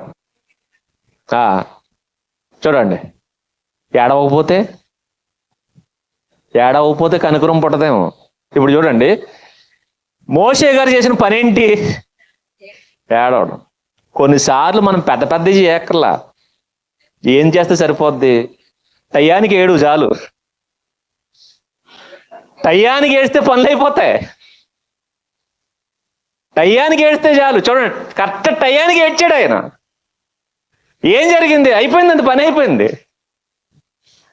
కొన్నిసార్లు మనం టయానికి ఏడం, అయితే టైం ముందు ఏడ్చేస్తాం, లేదా టైం అయిపోయిన తర్వాత ఏడుస్తాం, కానీ టయానికి మాత్రం ఏడం. అక్కడే వస్తుంది అంత ప్రాబ్లం, అక్కడే వస్తుంది. టయానికి ఏడిస్తే బాగుంటుంది, టైం దాటిపోయి ఏడవకూడదు. అందుకంటాడు ప్రసంగి గారు, ఏమన్నాడు? నవ్వడానికి టైం ఉంది, ఏడవడానికి టైం ఉంది. అస్తమానం ఏడిచామనుకోండి ఏమనిపిస్తుంది? దవళ్ళు పగలగొట్టాలనిపిస్తుంది. టయానికి ఏడవండి, జాలేస్తుంది. అది ఏడితే ప్రతిసారి పని అవుద్ది అనుకోకండి. టయానికి ఏడితే పని అవుద్ది. టైం దాటేకి ఏడవకూడదు, టైం దాటేకి ఏడవకూడదు. కరెక్ట్గా మీరు చూడండి, మోషే గారు ఏం చేశాడు? ఏం చేయలా. పాట ఏమైనా పాడాడా? లేదు. నాట్యం ఏం చేశాడా? లేదు. పెద్ద పెద్ద ఘనమైన కార్యాలు చేశాడు? ఏం చేయాల. మరి ఏం చేశాడు? ఏడ్చాడు. ఏడ్చాడు. కొన్నిసార్లు ఏడిస్తే చాలు, ఏడిస్తే చాలు. అది కూడా టయానికి ఏడిస్తే. దేవుని సన్నిధిలో టయానికి ఏడవండి, మీ పనులు అయిపోతాయి. మనం ఏం చేయక్కర్లా, ఇది చేస్తే చాలు. అదే చేశాడండి మోషే గారు. ఏడ్చాడట. ఆవిడ జాలి పడుతుంది, జాలి పడుతుంది అంతే, కనికరం పడి అంటుందట. చూడండి, హెబ్రీ పిల్లల్లో ఒకడనెను. చూడండి అంటుంది, చూస్తుంది, జాలి పడుతుంది, కానీ తల్లికి ఏమనిపించలా. జస్ట్ అయ్యో ఏడుస్తున్నాడండి పిల్లోడు, భలే ఉన్నాడు, భలే ఉన్నాడని కూడా అనుకోలేదు. ఏడుస్తుంటే జాలి పడ్డదట. జాలిపడి కనికరపడి హెబ్రీ పిల్లల్లో ఒకడనుకుంటా అంటుంది. తనకు అప్పటికి ఏమైనా ఫీలింగ్ ఉందా? ఏం ఫీలింగ్ లేదు. జాలి పడుతున్నది. ఏడుస్తున్న పిల్లని చూసి జాలి పడుతుంది అంతే. ఈలోగా అక్క ఎంటర్ అయిపోయింది. ఎవరక్క? మోషే గారు అక్క, మిరియామ గారు. ఎంత తెలివైంది చూడండి. వాని అక్క ఎంటర్ అయిపోయి ఏమంటుంది? అప్పుడు వాని అక్క ఫరో కుమార్తెతో, చూడండి, నీ కొరకు. ఎవరి కొరకు? నీ కొరకు ఈ పిల్లవాని పెంచుటకు నేను వెళ్ళి హెబ్రీ స్త్రీలలో ఒక దాదీని తీసుకుని రానా అని అడుగుతుంది. చూడండి, దీన్ని ఏమంటారు చెప్పండి? దీని ఏమంటారు? ఆలోచన పుట్టించను. అప్పటి వరకు ఆవిడకి లేదు, అప్పటి వరకు ఆవిడకి లేదు. ఏం లేదు? ఈ పిల్లోడిని నేను తీసుకెళ్ళి పెంచుకుందామని ఆలోచన లేదు. కానీ ఎంత తెలివిగా చేసింది, ఎంత తెలివిగా మెలేసింది చూడండి. చక్కటి ఆలోచన పుట్టించిందండి. ఏంటంటే తమ్ముడు అంటే ఎంత ప్రేమ చూడండి. తమ్ముడు కాపాడడానికి ఒక అక్క ప్రయత్నం. ఎక్కడికి వెళ్ళి మాట్లాడుతుంది? పైగా ఫరో కుమార్తె, రాజు కూతురుతో మాట్లాడుతుందండి, రాణితో మాట్లాడుతుందండి. యువరాణితోటి. మన అక్కలో ఇంటి పక్కలతో మాట్లాడరు. మనల్ని కాపాడడానికి ఎలా అప్పగించి వచ్చేస్తారు? వీళ్ళ గొడవలు ఎక్కువ కదా. ఎప్పుడు చూసిన ఇంట్లో మనశ్శాంతి ఎందుకు లేదంటే మా అక్క ఇంట్లోనే ఉందన్నయ్య, లేకపోతే మా చెల్లి ఇంట్లోనే ఉంది, ఇవి చెప్తుంటారు. అదిగనట ఆడబడుసున్న ఇంట్లోనట ఉండకూడదట. ఈ సిద్ధాంతాలు ఎందుకు వచ్చినాయి అనుకున్నారు? మన అక్కలు మన చెల్లెళ్ళు అంత ఉత్తములు, అందుకే ఇలాంటివి పుట్టుకొచ్చు. కొత్త కొత్త సామెతలు పుట్టెత్తున్నారు. ఏంటంటే అత్తగారు ఉండకూడదు. ఇదో సామెతను చూసారా? అత్త లేని కోడలు ఉత్తమురాలట. బా, కోడలు లేని అత్త గుణవంతురాలట. నెక్స్ట్ ఆడబడుసు లేని ఆవిడేమంటారు? వియ్యపురాలా ఏదో ఉంటారు కదా, ఆడబడుసు లేని. ఏమోలేండి, ఈ సంబంధాల గురించి మన తెలుగు భాష వచ్చి చెప్తలేదు మనకి. ఈవిడ ఇంకా గొప్పదట.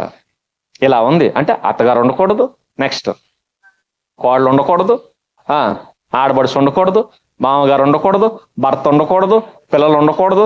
మరి ఇంకెందుకు నువ్వు చచ్చిపో, దరిద్రం వదిలిపోద్ది. ఎవరు ఉండకూడదట. మరి దెయ్యంలో నువ్వేం చేస్తావు? ఏం చేయాలి? ఎవరు ఉండకూడదు. మనకి కుటుంబం ఉండాలి, ఫ్యామిలీ ఉండాలి. ఆ ఉన్న ఫ్యామిలీ ఇలా ఉండాలి. చూడండి ఎంత చక్కటి ఫ్యామిలీ వచ్చింది. అక్క లేని ఆలోచన క్రియేట్ చేస్తుంది. ఏంటంటే ఇదిగో నీ కొరకు పెంచుకుంటావా, మళ్ళీ పైగా నీ కొరకు పెంచడానికి నువ్వేం పెంచొద్దు. మళ్ళీ ఇంకోటి ఏంటంటే ఏంటి, పిల్లోని తీసుకెళ్ళి నేనెక్కడ చాకరీ చేయనంటదా ఆవిడ. మరి రాణి కదా, ఎందుకంటే వీడు ఏడుస్తాడు, ఇప్పుడు ఏడుస్తున్నాడు, ఇంటికి వెళ్తే ఇంకేడుస్తాడు. నేను పాలు ఎక్కడ పెట్టను, నేనెక్కడ తీయను చీముడి, నేనెక్కడ చేయను చాకరీ, ఈ పరిచయం నేను చేయలేను అంటది. కాబట్టి మళ్ళా ఎంత చక్కటి ప్లాన్ వేసింది చూడండి. ఏమంటుందంటే పిల్లోడు నీవాడే, పని మాత్రం నీది కాదు. పరిచర్య చేయడానికి ఒక ఆవిడని తీసుకొస్తాను, కానీ పిల్లోడు మాత్రం ఎవరు? నీ కొడుకు అవుతాడు. నీ కొడుగ్గా పెంచుకో, కానీ పెంచేది ఎవరు? హెబ్రీ స్త్రీలు ఎవరో ఒకరు. మళ్ళీ పైగా మా అమ్మని తీసుకొస్తాను అనలా. చూడండి, ఎవరో ఒకరిని తేనా, లేకపోతే ఈ పిల్లోడు తల్లి నాకు తెలిసి తీసుకురాని అనలేదు. మనం అవుతూ మొత్తం చెప్పేస్తాం, మొత్తం చెప్పేస్తాను. మన ఇంటెలిజెంట్ ఫెలోస్, తెలివితేటలు ఎంత చక్కగా చెప్తున్నాండి. హెబ్రీ స్త్రీలలో ఒక ఆవిడని తీసుకురానా అంటది. ఎంత తెలివిగేసి చూసారా? పాలు ఆవిడిస్తుంది, పరిచర్య ఆవిడ చేస్తుంది. పిల్లోడు ఎదిగిన తర్వాత నీ దగ్గరకు వస్తాడు. పేరు ఎవరిది?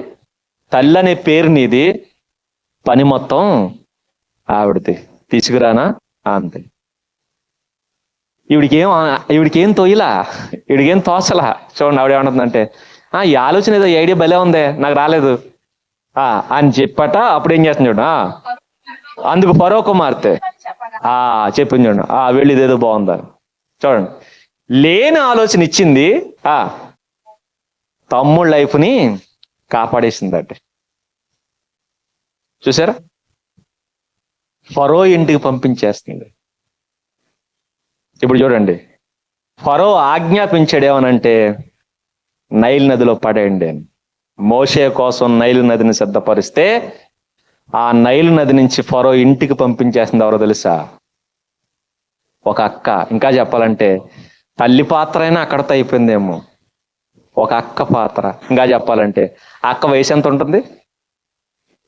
మ్యాక్సిమం ఎంత ఉంటుంది అక్క అంటే? మోషే గారి కంటే ఉంటుంది అనుకుంటా, వయసు కూడా ఉంటుంది, సరిగా ఐడియా లేదు కానీ ఓ 10 సంవత్సరాలు, 3 సంవత్సరాలు. మోషే గారికి అహరోన్ గారికి 3 సంవత్సరాలు అంటే ఈవిడికి మోషే గారికి మేబీ 2 years ఉంటుందేమో. 3 సంవత్సరాలమ్మా, 3 years ఏనా? ఏమో సరిగా ఐడియా లేదు, క్షమించండి. ఆలోచించండి, మేబీ ఎంత గ్యాప్ ఉండదు చూడండి. ఆ చిన్న పాపను వాడుకున్నాడండి, చిన్న పాప అండి. ఆ చిన్న పాప వెళ్ళి మోషేని కాపాడింది. దేవుడి టీం ఎలాగ ఉంటుంది? ఒక్కోసారి ఇవి చదివినప్పుడల్లా ధైర్యం ఇంకా పెరిగిపోద్ది. ఎందుకంటే దేవుడు పెద్ద సైన్యం అక్కర్లా, ఆయన చిన్న చిన్న వాళ్ళతో పని చేయించేసుకుంటాడండి. అందుకే చంటి పిల్లల స్తోత్రం అట. చంటి పిల్లలు, ఆయన సైన్యం ఎవరు అనుకుంటున్నారు? చంటి పిల్లలు. అందుకే మనం చేసే ఆరాధన కన్నా దేవుడికి ఏ ఆరాధన ఇష్టమో తెలుసా? చిన్న పిల్లలు చేసే ఆరాధన ఆయనకి చాలా ఇష్టం అండి. ఎందుకంటే అలా మనపూర్వకంగా చెప్తారు స్తోత్రం, తన్మయంతో. ఒక చోట ఒడిశా వెళ్తే, ఒడిశాలో ఇలాగే ఓ ప్రేయర్ జరుగుతుంది. వాళ్ళందరూ వెలేసారు ప్రభువుని నమ్ముకున్నందుకు. అక్కడ పిల్లలు పాడతారని ఆ వీడియో తీసుకున్నా. ఆ పిల్లలు ఎంత తన్మయంతో పాడుతున్నారు, ఆనందంతో. పరిస్థితులు ఏమి బాగాలేదు, వాళ్ళకి పరిస్థితులు ఏమి అక్కర్లా, కానీ ఎక్కడున్నారు వాళ్ళు? ప్రభు సన్నిధిలో ఉన్నారు. దానితో వాళ్ళు నిండిపోయి పాట పాడుతున్నారు. మొత్తం హృదయం నిండగా ఆనందం పెట్టుకుని పాడుతున్నారండి. తన్మయంతో లీనమైపోయి పాడుతుంది. చిన్నపిల్ల ఒడిశాలో పాడిన పాట చూసినప్పుడు చాలా సంతోషం వేసింది. దేవుడు అందుకే వీళ్ళు మెచ్చుతాడని. దేవుడి సైన్యం ఆలే ఓ చిన్న పిల్లతో కాపాడించేసాడండి. చిన్న పిల్లతో కాపాడిచ్చాడు మోషే గారు.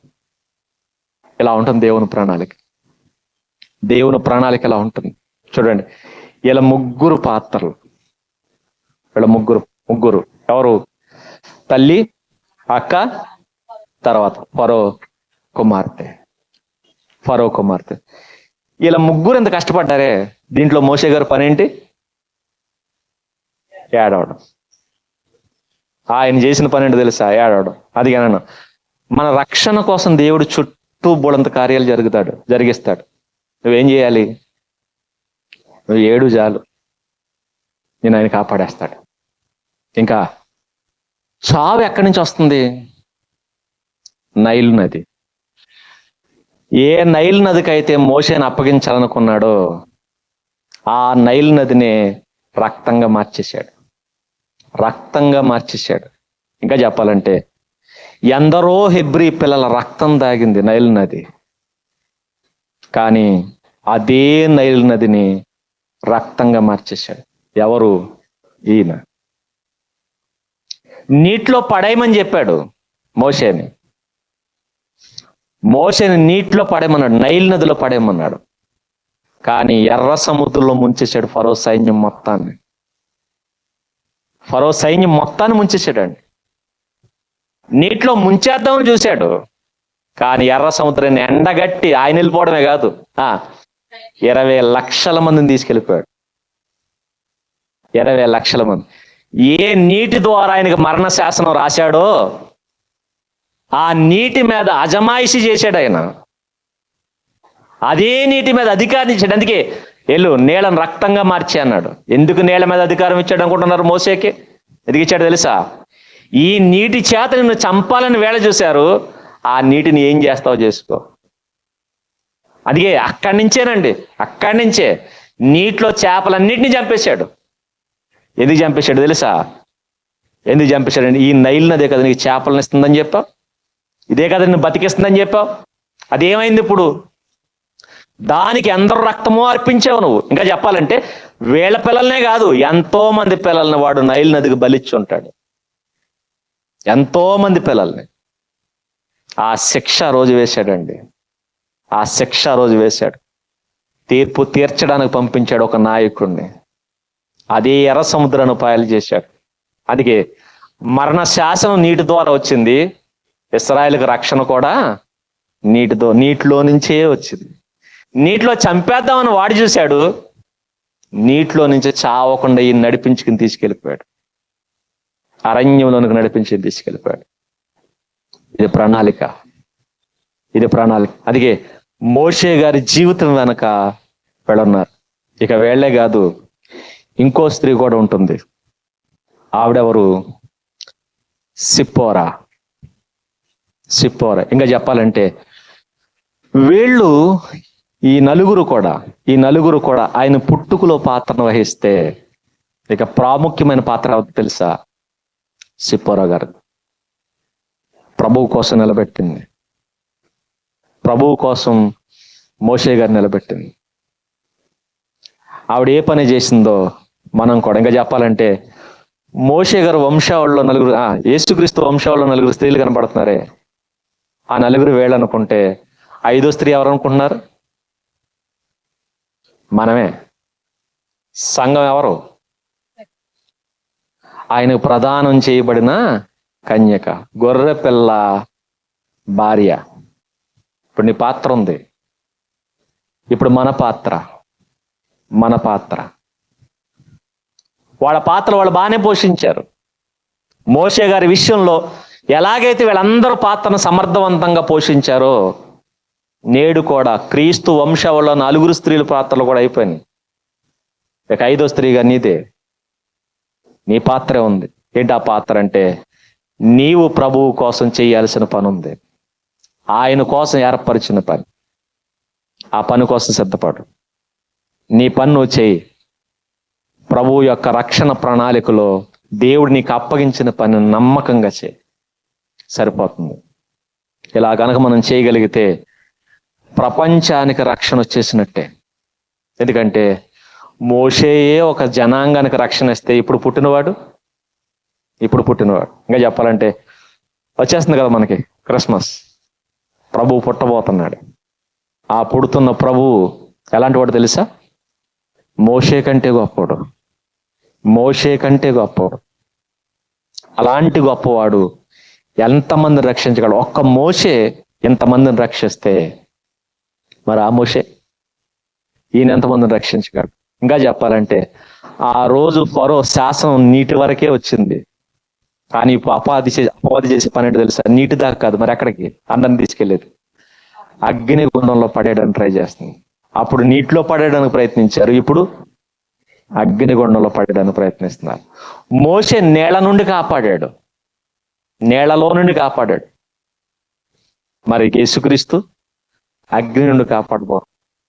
నేళ్ల కంటే గొప్ప శక్తి కలిగిన అగ్ని అయితే, అంత శక్తి కలిగిన అగ్ని నుండి కాపాడడానికి ఒక ఆయన పుట్టాడు. ఆయన జీవితంలో ఒక పాత్రను పోషించాలి. ఏ పాత్ర పోషించాలి? ఇదిగో మోషే గారి జీవితంలో ఎలాగైతే వాళ్ళ పాత్రలు పోషించారో, అలాగే ప్రభువు జీవితంలో మనం కూడా పాత్ర పోషించాలి. ఏంటి నీకు అప్పగించిందంటే చదువు, బైబిల్ చెప్తాడు ఏం చేయాలో. సంఘంగా నీ పాత్ర ఏంటో నువ్వు పోషించు. భారీగా నువ్వు చేయాల్సిన పని ఏంటో నువ్వు చెయ్యి. నువ్వు చేయగలిగితే ఖచ్చితంగా రక్షకుడు ప్రపంచం మొత్తానికి కూడా రక్షణ ఇవ్వడానికి ఆయన సిద్ధం. ఆయన రక్షించుటకు సమర్థుడు. అందుకే 40 ఏళ్ళు ఫరో కుమార్తె కాపాడింది, ఇంకో 40 ఏళ్ళు మోషేని సిప్పోరా కాపాడింది. సిప్పోరా చెంత ఉన్నాడండి? 40 ఏళ్ళు ఫరో కుమార్తె దగ్గర ఉన్నాడు, 40 ఏళ్ళు ఎక్కడ ఉన్నాడు? సిప్పోరా దగ్గర ఉన్నాడు. ఆ 40 ఏళ్ళు ఎంత చక్కగా ఉందో. సిప్పోరా జీవితం కూడా భలే ఉంటుంది. వీళ్ళుంటే ఆవిడ పాత్ర గురించి మాట్లాడుకుందాం, ఆవిడ ఏం చేస్తుందో. వీళ్ళున్నప్పుడు మాట్లాడితే ఇప్పుడు అవదలండి, అయిపోయింది మనకి ఇవ్వబడిన సమయం, అలా భోజనాలు కూడా ఉన్నాయి కాబట్టి వీలుంటే మాట్లాడుకుందాం. అలా మాట్లాడినప్పుడు మన పాత్రలు కూడా మనకు తెలుస్తాయి. ఏం చేయాలి? ప్రభువు కోసం ఏం చేయాలి? నిలబడదాం, కష్టపడదాం, ప్రయాసపడదాం. మరలా ఈ నలుగురు మనకు కొన్ని విషయాలు నేర్పిస్తూ ఉంటారు. ఒకటేంటో తెలుసా? రాజాజ్ఞకు భయపడని హెబ్రీ మంత్రస్థానంలో. తర్వాత రాజాజ్ఞకు భయపడక విశ్వాసముతో మోషే గారిని కని దాచిపెట్టిన తల్లి. దాచిపెట్టడమే కాదు, బయట పడేసేటప్పుడు తన కొడుకును మునిగిపోకుండా తీసుకున్న తగు జాగ్రత్తలు. అంతవరకు తల్లి పోషిస్తే తర్వాత అక్క, నా తమ్ముడిని కాపాడాలి, నా తమ్ముడికి ఏం జరుగుతుంది, చివరి వరకు కనిపెట్టిన ఒక అక్క. ఒకవాడు విశ్వాసిగా మనం కూడా ఇలాంటి పనులు చేయాలి. ఒకరు బాప్తిసం తీసుకుంటారంటే పుడుతున్నారు. ఫస్ట్ అతను ఏం చేయాలి చెప్పండి? ఈ ప్యాటర్న్లో ఆలోచించి చెప్పండి. ఒక అతను బాప్తిసం తీసుకున్నాడు కొత్తగా, ఫస్ట్ ఏం చేయాలి? అతను లోకంలో కలిసిపోకుండా ఫస్ట్ దాచిపెట్టాలి. దాచిపెట్టిన తర్వాత మరలా ఏం చేయాలి? లోకంలో విడిచిపెట్టాలి. ఈ దాచిపెట్టే టైం ఉంది చూశారు, ఆ దాచిపెట్టే టైంలో అతని విశ్వాసాన్ని ఏం చేయాలి? అతని విశ్వాసం అనే ఓడలో పెట్టేసేయాలి మనం. అందుకే సంఘాలు కానీ సంఘ కాపర్లు కానీ తీసుకోవాల్సిన బాధ్యత ఏంటి తెలుసా? వీళ్ళు ఎప్పుడైతే నీ దగ్గరకు వచ్చారో బాప్తిసం తీసుకున్న తొలినాళ్లలోనే వాళ్ళ విశ్వాసాన్ని బలపరిచేయాలి. కొన్ని సంఘాల్లో కేవలం ఏమీ చేయట్లేదండి, వాళ్ళు పుడుతున్నారు అంతే, పుట్టినోళ్ళు పుట్టినట్టే ఉంచుతున్నారు, మళ్ళీ లోకంలోకి వెళ్ళి కలిసిపోతున్నాడు, లోకంలో పడి చచ్చిపోతున్నాడు. ఎందుకంటే ఇక్కడ వచ్చి బల తీసుకుంటారు కానీ బతకరు. ప్రభు చెప్పాడు కదా, మీలో అనేకులు రోగులై ఉన్నారు, చాలా మంది నిద్రిస్తున్నారంటే చచ్చిపోయారు వాళ్ళందరూ, వాళ్ళందరూ. అనేక మంది చచ్చిపోతున్నారు, ప్రభువుకు వ్యతిరేకంగా బతికి చచ్చిపోతున్నారు.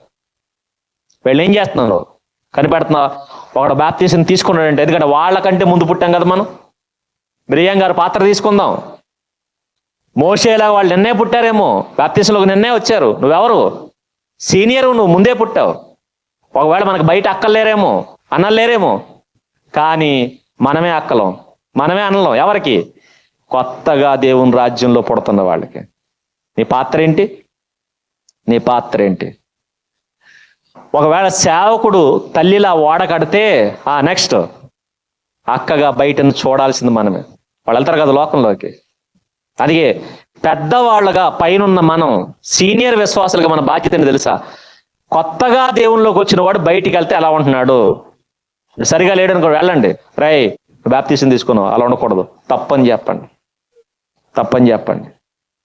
నువ్వు అలా తిరగకూడదు చెప్పండి. నువ్వు ఆ విషయాల్లో పాలు పంచుకోకూడదు చెప్పండి. వాడిని ఒక కంట కనిపెట్టండి, ఒక కంట కనిపెట్టండి. సరిగా లేకపోతే వాడిని హెచ్చరించండి, వాడిని గర్దించండి. ఎలాగైనా సరే ఏం చేద్దాం? మన తమ్ముళ్ళని, మన అక్కల్ని, మన తమ్ముళ్ళని, మన చెల్లెల్ని కాపాడుకుందాం. ఎలా కాపాడుకుందాం? మిరియాము గారిలా కనిపెట్టి కాపాడుకుందాం. మిరియాము గారిలా కనిపెట్టి కాపాడుకుందాం. ఒకవేళ ఆడికి మారాలన్న ఆలోచన లేదేమో, మిరియాము గారిలాగా ఆలోచన ఇద్దాం. బాప్తిసం తీసుకోరత, రక్షణలోనికి రా. మనం ఆలోచన క్రియేట్ చేద్దాం, రక్షణ ప్రణాళిక మనం సిద్ధపరుద్దాం. మీ పాత్ర మీరు పోషించండి. ఏ పాత్ర పోషిస్తా? ప్రభువు కార్యములో భార్య పాత్ర పోషించాలి. కొత్తగా జన్మిస్తున్న విశ్వాసుల దగ్గర అక్క పాత్ర పోషించాలి. తర్వాత ఒకవేళ లేదు, నువ్వే సంఘ నాయకులుగా ఉంటే, సంఘ అధికారిగా ఉంటే, తల్లి పాత్ర పోషించు, తల్లి పాత్ర పోషించు, ఏదో ఒక పాత్ర పోషించు. లేదు నువ్వు అన్యుడు అయితే, దేవుడు నీకు తెలియకపోతే, కనీసం ఎవ్రీ మంత్రస్థానాల పాత్రన్నా పోషించు. నా బాధ ఏంటి తెలుసు, కొంతమంది ఉంటారండి, వాళ్ళకి దేవుడు తెలియదు, కరెక్టే, మన ప్రభువు గురించి తెలియదు, కానీ భయం లేదండి వాళ్ళకి. నాకు మెయిన్ చూడండి, హెబ్రీ మంత్రస్థానాలకి దేవుడి గురించి తెలియదేమో, కానీ ఏముంది వాళ్ళకి? దేవుడు అంటే భయం ఉంది. ఎందుకు వదిలేశారు? భయం. ఈరోజు చాలా మంది, ఒకప్పుడు భయం ఉండేదండి, వీళ్ళ క్రైస్తవులు వీళ్ళ జోలికి వెళ్ళకూడదు. ఈరోజు భయాలు చచ్చిపోతున్నాయి చాలా మందికి. ఈ భయాలు చచ్చిపోయి మనం చంపేయడానికి ట్రై చేస్తున్నారు. కానీ అది మనకు ప్రమాదం కాదు, ఎవరికి? వాళ్ళకే ప్రమాదం, వాళ్ళకే ప్రమాదం. అందుకే క్రైస్తవుల మేధకి ఎగబడుతున్న వాళ్ళు ఎవరైనా సరే, వాళ్ళకి తెలియంది ఏంటంటే, వాళ్ళకి తెలియకే మన దగ్గరకు వచ్చి మనం టచ్ చేస్తున్నారు. మనం టచ్ చేస్తున్న ప్రతి వాడు దేవుని కనుగుడ్డును ముట్టుకున్న వాడితో సమానం. విడిచిపెట్టడు సుమా, విడిచిపెట్టడు. కాబట్టి జాగ్రత్తగా ఉందాం. ఆ అన్యుల జాబితాలో మనం వద్దు. మనం ఎక్కడ ఉందాం అంటే, ఈ పాత్రలు పోషిద్దాం. తల్లిగా, అక్కగా, లేదా ఫరో కుమార్తెగా. ఒకవేళ దేవుడు నీకు డబ్బిచ్చాడేమో, నీకు ఆర్థిక పరిస్థితులు బాగా ఇచ్చాడేమో, ఏం చేద్దాం? మోషేని ఎలాగైతే ఆవిడ తీసుకెళ్లి పెంచిందో, మనం కూడా ఓ సంఘాన్ని ఆదరిద్దాం. బలహీనులైన విశ్వాసాన్ని పెంచుదాం. బలహీనమైన సంఘాలని పెంచి పోషిద్దాం. నీకు ఆర్థిక పరిస్థితి బాగుందేమో, ఆర్థిక స్థితిగతులు బాగున్నాయేమో, సహకరించు. పరిచర్యకు సహకరించు, సంఘాలకు సహకరించు, సేవకు సహకరించు. కొంతమంది బతకడానికి నువ్వు ప్రయోజనకారిగా మారు. నిజమే, ఫరో కుమార్తె మోషే పోషణకి ముందుకొచ్చింది. అలాగే సంఘ పోషణకి నువ్వు ముందుకు రా. ఇలా నీ పాత్రను పోషించు. దేవుడు ఖచ్చితంగా మనల్ని దీవిస్తాడు. కాబట్టి ఏ పాత్ర మంది ఉందో, మళ్ళీ పైగా ఈ పాత్ర అందరికి ఒకే పాత్ర ఒకేలా ఉండదు, అప్పుడప్పుడు షిఫ్ట్ అవుతూ ఉంటుంది. కాబట్టి టయాన్ని బట్టి ఏం చేద్దాం? మన పాత్రలు మనం పోషిద్దాం, మన పాత్రలు మనం పోషిద్దాం. ఇది మోషే గారి జీవితంలో ఆ నలుగురు పోషించినటువంటి పాత్ర, ఆ నలుగురు పోషించినటువంటి పాత్ర. కాబట్టి ఈ విషయాలన్నీ మీకు అర్థమైనాయని విశ్వసిస్తున్నాను. మీరు కూడా చక్కగా అలాగే బతకాలని కోరుకుంటూ ఈయన మాటలు ముగిస్తున్నాను.